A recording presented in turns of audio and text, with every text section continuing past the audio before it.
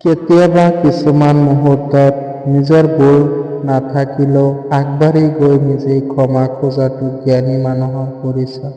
তেতিয়া বেছি কষ্ট অনুভৱ কৰোঁ যেতিয়া সঁচা কথা কোৱাৰ পাছতো কোনোৱে মোক বিশ্বাস নকৰে।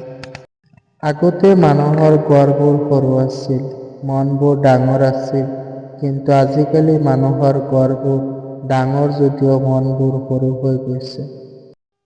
জীৱনত অহা বেছিভাগ মানুহেই অস্থায়ী। কিছুমানে সময় পাৰ কৰিবলৈ আহে আৰু কিছুমানে সময় নষ্ট কৰিবলৈ আহে। মানুহ কেতিয়াও বেয়া হৈ জন্ম নহয়। এই পৃথিৱীখনে মানুহক বেয়া হ'বলৈ বাধ্য কৰে।